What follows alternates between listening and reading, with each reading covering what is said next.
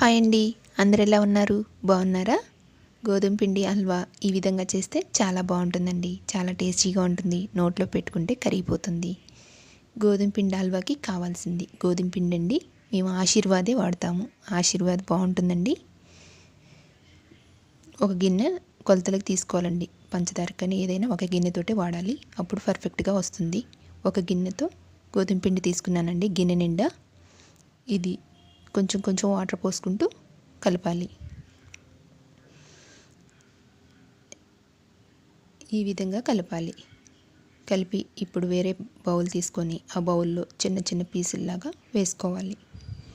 వేసుకొని ఏ గిన్నెతో అయితే పిండి తీసుకున్నామో అదే గిన్నెతోటి వాటర్ పోయాలండి. 3 గిన్నెలు వాటర్ పోసుకొని మూత పెట్టి పక్కన పెట్టాలి. ఒక గంట సేపు. అప్పుడు బాగా నానుతుందండి. ఇలా పీసులు పీసులుగా వేస్తే బాగా నానుతుంది. ఇప్పుడు గంట అయింది కదండి, నానింది. ఈ విధంగా పిసకాలి. పిసికితే మొత్తం చిక్కగా వస్తుంది. వీటిని వడకట్టాలండి. నేను ఈ గంటలో వడకడుతున్నాను. గంట ఉంటే గంటలో వడకట్టండి, లేకపోతే వేరే క్లాత్లో అయినా వడకట్టొచ్చు.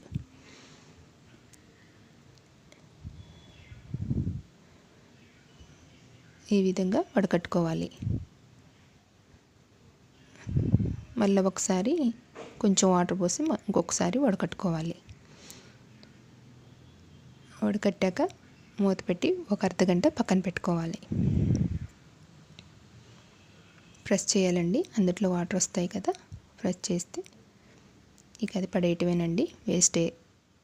వేస్టేజ్ కదా. ఇప్పుడు గ్యాస్ వెలిగించి ప్యాన్ పెట్టుకొని ఆ ప్యాన్లో ఒక స్పూన్ నెయ్యి వేసుకొని అందులో జీడిపప్పు వేసుకొని ఫ్రై చేసుకోవాలి. మంచిగా ఫ్రై చేసుకోవాలండి, మాడకుండా. ఇప్పుడు ఫ్రై అయ్యాయి కదా, వీటిని పక్కన పెట్టుకోవాలి. 1/2 అవర్ అయింది కదండి. ఇప్పుడు చూద్దాం. ఆ నీళ్ళన్నీ చిక్కటి మిశ్రమం అంతా అడుక్కుపోయి పైన నీళ్ళు ఉంటాయండి. చూడండి, నీళ్ళు వచ్చేసాయి పైకి.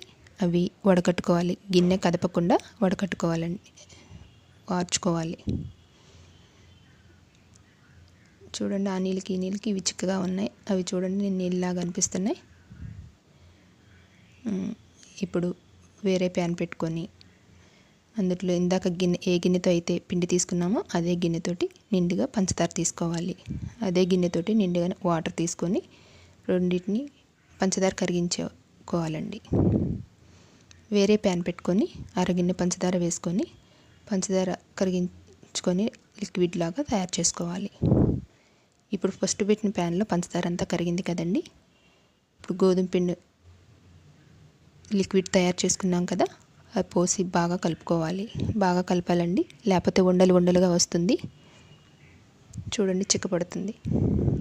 తిప్పంగా చిక్కపడుతుందండి. ఇప్పుడు పంచదార కూడా 2 పొయ్యిల మీద పక్కన చేయాలండి ఒకేసారి.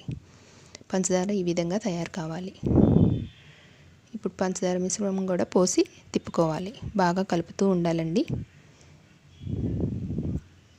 లేకపోతే అడుగంటుతుంది.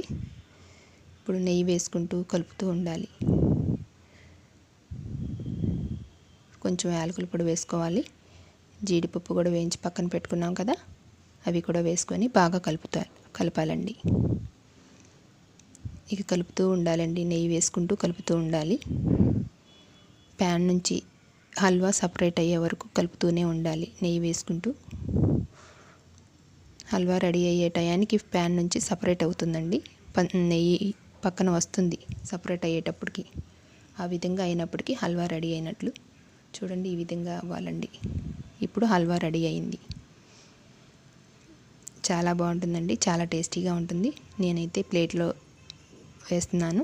మీరు ఏదైనా సర్కిల్ ఉంటే అందులో కూడా వేసుకొని చల్లారాక తీస్తే అదే సర్కిల్ వస్తుంది. చాలా బాగుంటుంది. పీసుల్లాగా కట్ చేసుకోవచ్చు. లైక్ చేయండి, షేర్ చేయండి, సబ్స్క్రైబర్ చేయండి, కామెంట్ చేయండి.